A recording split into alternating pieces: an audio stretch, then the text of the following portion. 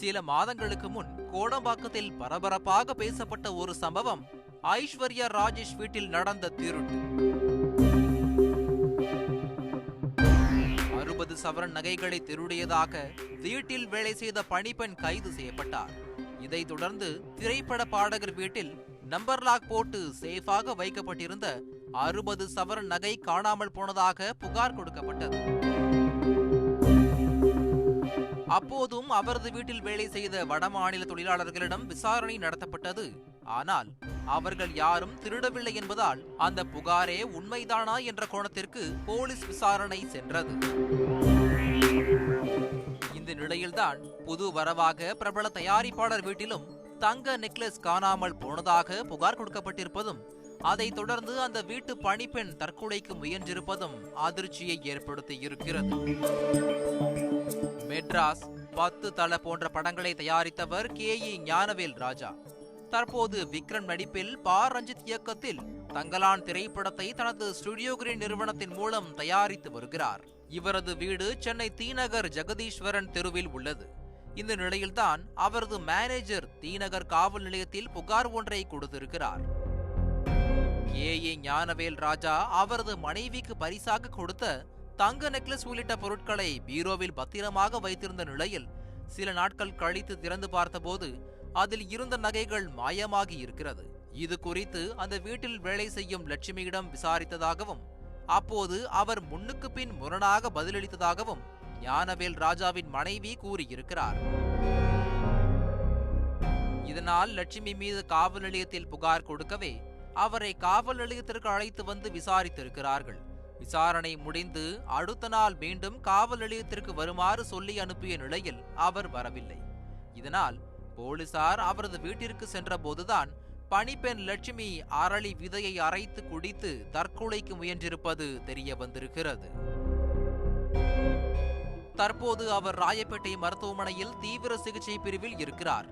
இதற்கிடையே லட்சுமியின் மகள் ஞானவேல் ராஜா மற்றும் அவரது மனைவி மீது புகார் கொடுத்திருக்கிறார். ஞானவேல் ராஜாவின் மனைவி நேஹா தனது தாய் மீது வேண்டுமென்றே புகார் கொடுத்து திருட்டு பட்டம் சூட்டுவதாக குற்றம் சாட்டியிருக்கிறார். இதற்கு முன்னதாகவே பல பொருட்கள் திருடு போனதால் லட்சுமியை மிரட்டியதாகவும் சொல்லப்படுகிறது. நேஹான்றவங்க அம்மா சேலரிலாம் அவங்க தான் கிரெடிட் பண்ணுறது, அவங்க தான் ஞானவேல் ராஜா அவங்களுடைய ஒய்ஃப். 10ஆம் தேதி அம்மா திடீர்னு மோதிரம் காணோன்றாங்க, கம்பல் காணோன்னாங்க. திடீர்னு எதனா ஒன்று காணோம் சொல்லிட்டு இருப்பாங்க. 10ஆம் தேதி இந்த மாதிரி இந்த நகை காணோன்னு சொன்னாங்க இல்லையா, சொல்லிட்டு நிறுத்திட்டாங்க வேலையை விட்டு. நீ போ, போலீஸ்காரங்க உன்னை தேடி வருவாங்க அப்படின்னு சொல்லிட்டு நிறுத்திட்டாங்க. அம்மா வீட்டுக்கு வந்துட்டாங்க அழுத்துட்டு, நான் எடுக்கலையே அப்படின்னு. அதோடு காவல் நிலையத்திற்கு அழைத்து சென்று விசாரிப்பதற்கு பதில் லட்சுமியை குற்றவாளியாக்கவே முயற்சிகள் நடந்ததாகவும் குற்றம் சாட்டப்படுகிறது. விசாரணை முடிந்து வீட்டிற்கு வந்த அன்று இரவு தனது தாய்க்கு ஞானவேல் ராஜாவின் தரப்பினர் போன் செய்து கொலை மிரட்டல் விட்டதாகவும் புகாரில் கூறியிருக்கிறார். கூட்டிட்டு போனவங்க என் அம்மா தனியாக தான் போனாங்க, அட்வொகேட்ஸில் யாருமே கூட்டிட்டு போகல. தனியாக போனவங்களை கீழே உட்கார வச்சுட்டு 8 அட்வொகேட்ஸு, அவங்களோட ஃப்ரெண்டு, போலீஸ்காரங்க இவங்கெல்லாம் உள்ளே உட்காந்து ரொம்ப நேரம் பேசிகிட்டு இருந்தாங்க. என்ன பேசுகிறாங்களோ அம்மாவுக்கு தெரியாது, ஏன்னா கீழே இருக்காங்க. பேசிக்கி முடிச்ச உடனே மேலே கூப்பிட்டு அவங்க தான் எடுத்த மாதிரி ஃபிக்ஸ் பண்ணிட்டாங்க. அவங்களே ஃபிக்ஸ் பண்ணிட்டாங்க. பண்ணிட்ட உடனே அம்மா அழுதுகிட்டே வெளில வந்தாங்க. நான் அந்த ஸ்பாட்டில் வெளில தான் இருக்கேன். உங்களுக்கு என்ன மோட்டிவேஷன் இருக்குலாம் தெரியாது எனக்கு, ஏன்னா அம்மா கூப்பிட்டு கேட்டால் தான் தெரியும் என்ன மோட்டிவேஷன்.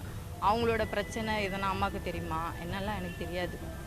ஆனால் அம்மா எடுக்கலை. ஆனால் எடுத்தேன்றாங்க. அந்த வீட்டில் 3 பேர் வேலை செய்கிறாங்க, அம்மா ஒருத்தி மட்டுமா வேலை செய்கிறா? இல்லை, அவங்க மேலே டவுட் வரணும்ல, ஏன் அவங்க மேலே வரல கேட்டால் அவங்க அதுதான் நாங்களும் கேட்டோம். ஆனால் அவங்க மேலே வெறியில் இருக்காங்க. திருடு போனதாக சொல்லப்படும் நகைகள் குறித்த எந்த தெளிவான விளக்கமும் ஞானவேல் ராஜா தரப்பில் கொடுக்கப்பட்ட புகாரில் இல்லை. அது பரிசு பொருளாக கொடுக்கப்பட்டது என்பதால் உள்ளே இருந்தது எத்தனை சவரன் நகை என தெரியாது என்று கூறியதாக சொல்லப்படுகிறது.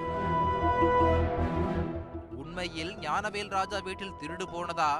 அப்படி காணாமல் போயிருந்தால் அதை லட்சுமிதான் திருடினாரா? அல்லது லட்சுமி மீது திட்டமிட்டு குற்றம் சுமத்தப்பட்டதா? அல்லது திருடு போனாலே முதலில் வேலையாட்களை விசாரிக்க வேண்டுமென்ற பொது புத்தியால் எழுந்த புகாரா என்பதெல்லாம் காவல்துறையின் நேர்மையான விசாரணைக்கு பிறகே தெரியவரும்.